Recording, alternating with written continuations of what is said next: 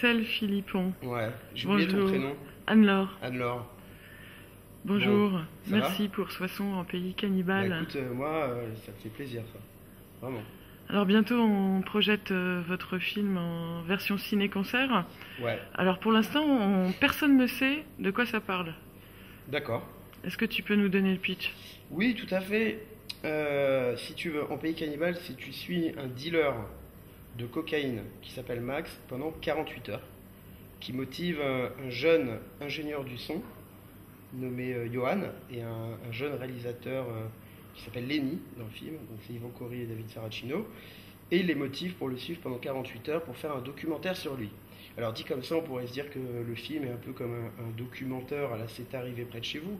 Et en fait, pas du tout. C'est un vrai film où le cadreur et l'ingénieur du son sont des personnages pleins du film, en fait. Voilà. Et donc, si tu veux, c'est un road movie dans Paris, donc c'est d'abord des rencontres. C'est ça, c'est des rencontres, et puis les rencontres, c'est d'abord des rencontres et donc du partage. Salut Sophie. Salut. Alors Sophie Chamou, une des actrices principales d'un pays cannibale. Parle-nous un petit peu de ton rôle dans le film. Alors, moi je joue Marie, la petite amie de Max, la petite amie officielle mais qui est pas... parce que Max en fait n'assume pas du tout le fait d'être avec moi dans le film, c'est un peu une relation cachée. Et moi je dois vivre avec, toute sa vie, accepter toutes les filles qu'il voit, la drogue, le fait qu'il soit dealer et tout ça. Et là c'est un peu la fille de l'ombre, on va dire, dans sa vie. Bonsoir, je m'appelle Magdalena Malina, je suis comédienne Joséphine en pays cannibale. Donc le personnage très loufoque est pas très fou, mais un peu fou. Alexandre Villeray et Émeric de Heurtemont. Bonsoir. Bonsoir. Alors racontez-nous un petit peu comment a commencé votre histoire commune. C'est une relation en commun qui nous a présenté. Et puis moi j'écrivais des films, Alex aussi dans son coin, et donc on s'est un peu reniflé pendant un certain temps, puis après on a commencé à écrire ensemble. On s'est plus quitté. Un premier scénario, Obama qui était coûté au moins 40 millions d'euros, donc on a laissé tomber. Après on a écrit un autre, qui était une adaptation d'un roman que j'avais publié. Et puis ça on n'a pas réussi à le monter, c'était un peu compliqué pour un premier film. Et puis on a attaqué en pays cannibale, voilà quoi, on se dit plus. Alors l'étincelle en pays cannibale, c'est venu de où? Tu parles du titre là ou de... Le film, qu'est-ce qui vous a aiguillé sur ce film? On aime bien les... Je crois qu'un truc qu'on a en commun, c'est les films où on a des films de rencontres, où on rencontre des gens, où on est vachement dans le voyage en fait. C'est-à-dire que soit on arrive dans un endroit, il y a un mec qui découvre un peu tout ce qui se passe, soit on est dans une sorte de road movie, d'errance, mais on est vachement dans des personnages qui vont de rencontre en rencontre, quoi. On aime bien le voyage en fait, je crois. Ouais, et c'est des ça gueules, qui quoi. nous... Des gueules. Qui Ça raconte un peu nos évasions nocturnes aussi, tu vois. De temps en temps on a comme ça des petites balades la nuit, donc on rencontre des gens dans des bars qui sont absolument incroyables, donc ça donne aussi, il y a pas mal d'inspiration là-dedans. Donc un peu cannibale, c'est un peu tout ça. Alors oui, votre casting... C'est un condensé des rencontres qu'on a pu faire dans les bars. D'ailleurs, il y a des acteurs qui jouent qui ne sont pas acteurs et qui sont des rencontres de bars. Notamment Dexter et Gonlouis, par exemple. Des rencontres de la vie, on va dire. La vie nocturne. Non, juste de la vie. Donc je suis François Calderon et je dirige Commune Image Média, qui est une société qui s'occupe de la production et de la distribution d'un endroit, d'un mini-studio qui s'appelle Commune Image, qui est situé à Saint-Ouen. Et mini-studio pourquoi? Parce qu'on permet à tous les auteurs et réalisateurs qui viennent nous voir et qui nous intéressent d'avoir accès à un certain nombre de moyens techniques, industriels et financiers qui leur permettent de voir aboutir leur projet. Un jour, j'ai rencontré Émeric et Alexandre qui étaient en train de monter chez nous d'une manière un peu confidentielle. En discutant avec eux, ils m'ont montré leur premier montage du film En pays cannibale. Et en voyant le film, qui était encore un peu bancal à ce moment-là, j'ai remarqué 3-4 scènes qui m'ont vraiment beaucoup parlé.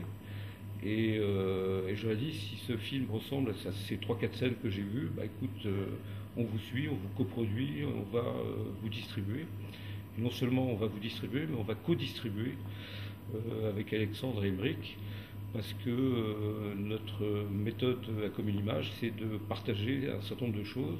La production, bien sûr, donc la coproduction, et la distribution aussi, qui était un peu novateur dans notre système actuel de cinéma français.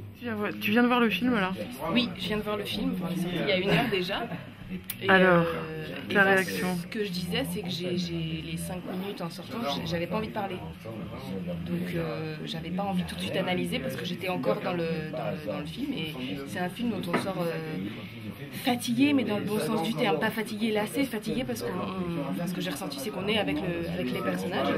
Et je parlais de Lynch, moi ça m'a fait penser aux séquences chez Lynch, c'est-à-dire qu'on a envie, ça devient très psychédélique et tout ça, on a envie de rentrer dans ce côté très malsain et tout ça, on est comme hypnotisé, et en même temps, ça devient insoutenable. Quand on sort, en même temps, on fait comme ça. J'ai vu le scénario, j'ai trouvé ça très drôle, moi. Ce qui n'était pas forcément le point de vue des réalisateurs. Et puis, on a fait quelques essais, machin, je sais pas quoi. Il se trouvait que je connaissais un des comédiens, on se connaissait un peu, et puis ça s'est fait. En fait, moi j'étais très content de faire ce film parce que je trouvais assez... C'est vrai que c'est un film un peu violent et trash, mais il y avait quand même autre chose. Et des projets comme ça, je crois que j'en ferai pas beaucoup d'autres. Enfin, moi j'ai très envie d'en faire d'autres, mais je crois que des projets comme ça, t'en rencontres pas 50 dans ta vie. Si tu veux, moi qui ai fait du Julie Lescaut et du Femme de loi, on n'est pas du tout dans le même registre et c'est vraiment agréable. Plus que tout, voilà. Alors moi, j'ai beaucoup aimé ce qui se cache dans le film, le sens profond du film, en fait. Le fait, ce que dénonce Max, par exemple, qu'on vit dans une société aujourd'hui qui est très voyeuse, par Facebook, par exemple, où en fait on parle de sa vie, les gens se nourrissent de la vie des autres en allant sur les différentes pages, tout ce qui est télé-réalité aussi. Et en fait, il dénonce ça et il dit voilà, si vous voulez voir ça, moi je vais vous en donner et ce sera vraiment, enfin vous en aurez pour votre argent, ce sera vraiment du trash, c'est ma vie et c'est pas tout joli, tout rose. Et pour moi, c'est pour ça que ça s'appelle En pays cannibale. Dans le film, qu'est-ce qui m'a plu? C'est surtout l'originalité et assumer certains choix, justement, dramaturgiques qui sont assez novateurs pour moi. Donc vous, c'est votre premier film à tous les deux. Ouais. Vous arrivez presque à la fin. Ouais, on est durement, mais on y arrive, quoi, parce que oui, c'est un film qu'on a porté quand même tous les deux. On l'a monté à la base sans distrib, sans télé, sans CNC, sans rien. Et puis donc c'est un long parcours du combattant, c'est compliqué quand même. Et puis voilà, c'est pareil, hein, on est pareil, on avance et on fait des rencontres. Et puis il y a des gens qui viennent, qui nous font un peu confiance et qui nous suivent. Comme François, comme tous les autres qui ont participé, qui participent au film, et donc on arrive au bout. En pays cannibale est un film très sonore, où il y a une bande originale qui est assez présente, qui rythme un peu le film. Et donc notre stratégie de distribution est basée sur le fait de faire des ciné-concerts. Des ciné-concerts pour faire en sorte que le film existe bien avant la sortie nationale. Parce que nous avons, même si nous avons des moyens, nous n'avons pas beaucoup de moyens, je dirais, en cash pour acheter l'espace publicitaire. Et notre métier, c'est de faire aussi connaître le film avant même qu'il sorte. Et donc, on a opté pour faire du ciné-concert, donc avec ce film, avec les Mighty Metronomes, qui est le groupe leader de la bande originale du film. La distribution, c'est assez étonnant, parce qu'effectivement, quand on a rencontré François la première fois et qu'il nous a proposé de co-distribuer, Ça nous paraissait, tu vois, déjà on n'était même pas sûr de pouvoir le produire, alors le distribuer encore moins, tu vois, et puis c'est pas un truc dont on a l'habitude quand on est producteur.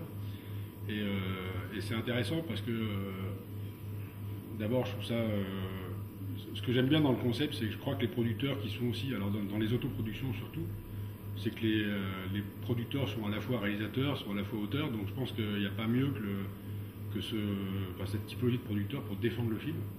Donc pour mettre en place ensuite des stratégies de communication ou des stratégies de marketing, je pense que c'est pas mal de travailler avec eux. J'ai l'impression que la distribution se sépare trop, s'éloigne trop du producteur pour ça. Et puis c'est pas un film c'est pas un film banal, donc ça nécessite d'être inventif sur les moyens de le faire connaître. Donc là, l'avantage d'une petite structure de distribution comme ça, c'est que on est hyper proactif, quoi. On a des idées tout le temps et puis on les vérifie sur le terrain assez rapidement. Il n'y a pas la lourdeur d'une grosse usine, donc ça va très vite, quoi. Donc moi ça me plaît. Comment tu as capté le titre En pays cannibale? En pays cannibale, c'est-à-dire le sens profond du titre. Oui. C'est une phrase de je ne sais plus quel auteur américain. Donc c'est cannibalisme, c'est on se dévore. C'est déjà dans les principes religieux. Chez les chrétiens, on mange le corps du Christ, on boit le sang du Christ. Donc il y a cette métaphore-là qui est quelque chose un peu... c'est les fondements de notre société. Moi, je trouve que c'est un très joli titre, qui raconte pas forcément le film, finalement, parce qu'on s'attend, avec un film comme En pays cannibale, tu t'attends à un film un film d'horreur, tu vois, avec du cannibalisme, des gens qui se dévorent. C'est pas du tout ça.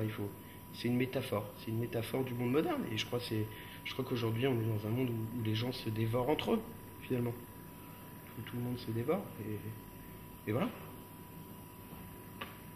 C'était une réponse un tantinet étrange, mais c'était une réponse quand même. Tous les personnages sont vraiment seuls et essayent de combler leur solitude avec les autres personnages, mais sans s'intéresser aux autres.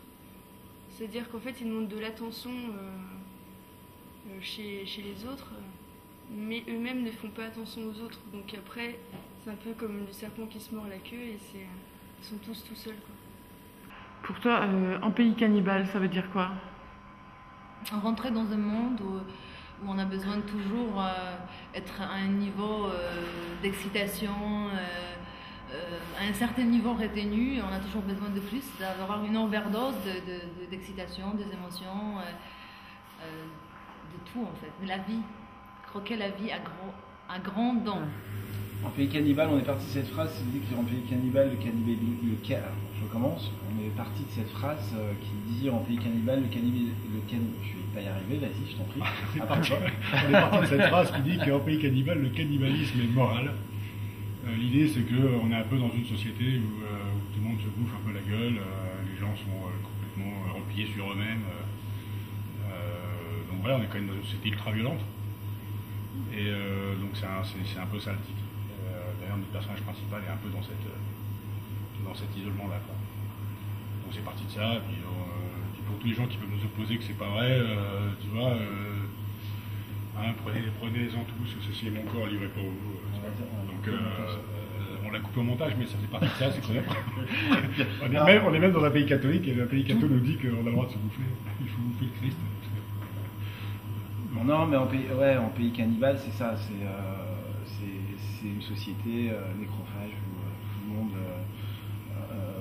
en fait, le film, c'est des gens qui n'arrêtent pas de parler, mais qui s'écoutent pas, quoi. Qui s'écoutent pas et qui se bouffent pour exister, et qui tout le monde se montre l'un sur l'autre en disant je suis doué, je t'écoute, une grande conversation et tout ça, mais à la fin, dans le film, tout le monde est seul, quoi. Il y a une vraie solitude sur chaque personnage. Une vraie incompréhension des besoins des uns et des autres, où tout le monde dit je t'ai compris, mais je ne t'ai pas écouté. Ouais, une espèce de surenchère aussi. Et vous croyez qu'on pourrait arriver à une alimentation raisonnable, on va dire, dans le respect de l'autre? Vous croyez que c'est dans l'humain de... Après le chaos, hein, ça ne viendra pas avant. Non, je on est pas obligé. Oui, c'est possible. Je crois en l'humanité, mais il va lui falloir quand même un bon coup de pied au cul avant que ça arrive. Et non, j'ai été impressionnée par la qualité du niveau de jeu. Moi, je suis comédienne, donc voilà, que le scénario et la mise en scène soient bons, c'est une chose, mais que le niveau de jeu suive. Voilà, je trouve que dans le cinéma français, c'est pas forcément toujours le cas. Et ce que j'ai beaucoup aimé, ce que je vais redire, c'est que je trouve que ça le fait, quoi. C'est-à-dire qu'il y a des choses qui m'ont fait penser à Lynch, à Tarantino, à Oliver Stone, mais sans me dire qu'ils ont essayé de copier. Et ça, c'est plaisant parce que souvent on se dit, les Français, on essaye d'imiter les Américains, voilà. Et là, il y a vraiment une vraie patte française, mais où ça y va, ça joue en grand, quoi. C'est pas tout petit, c'est pas passe-moi le sel comme c'est souvent aux États-Unis. Et ils sont crédibles avec des flingues, les acteurs. Et... Dans notre tête, quand on projette le film, moi je me dis qu'on n'a pas été assez loin encore, on aurait pu se lâcher un peu plus. On a réussi en 6 mois à écrire, monter et tourner le film. Donc c'est complètement dingue, quoi. D'ailleurs, on était un peu survolté. Et puis le tournage était survolté parce qu'on avait une équipe très jeune, mais qui avait une envie aussi terrible de faire ce premier film. Pour les 3/4 de l'équipe, c'était un premier film aussi. Et il y avait cette énergie complètement folle en même temps, parce qu'on aurait pu, on aurait pu complètement passer à côté, parce que on avait 28 jours de tournage, on avait un décor par jour, enfin c'était a posteriori quand tu revois le tournage, tu te dis mais c'est des grands malades, quoi. C'est des grands malades. Quoi. Mais c'est pas grave. La question, c'est qu'est-ce que tu te dis quand tu projettes le film? Oui, mais c'est ce que je me dis, c'est que c'est vrai. Oui, bah alors j'ai cette fâcheuse tendance à faire une association d'idées, de partir sur autre chose. Mais qu'est-ce que je me dis quand je projette le film? Je me dis que je pense à la manière dont on a fait le film.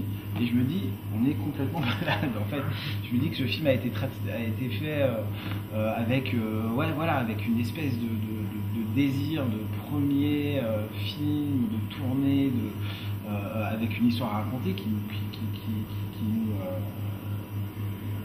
nous excitait, quoi. Et quand je regarde le film, je vois le tournage et je me dis que ce film est aussi l'image du tournage qu'on a fait. C'est un tournage une manière de voir, de faire ultra rapide, à 4000 à l'heure, qui s'enchaîne. Enfin, je pense que c'est même la première fois que je me suis assis dans la salle et que le film, on a eu cette première projection avec François, le distributeur, et qu'on nous présentait le film pour la première fois en salle.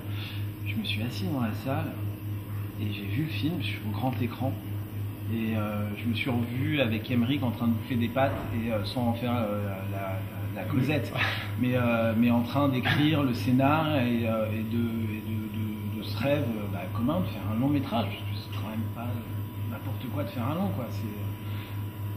Et de me dire putain, je suis dans une salle de cinéma et je regarde un film qu'on a écrit, qu'on a fait ensemble, et voilà, ça y est, quoi. Enfin, c'est top, c'est génial.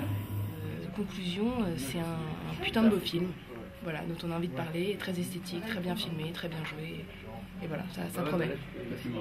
Il y aura Yvan Corry qui joue le rôle de Johan, il y aura David Saracino qui joue le rôle de Lenny, Axel Philippon, bien sûr, Max, Sophie Chamou qui joue le rôle de Marie, Magdalena Malina qui joue le rôle de Joséphine, il y aura Dexter qui joue le rôle de Dexter, parce que voilà.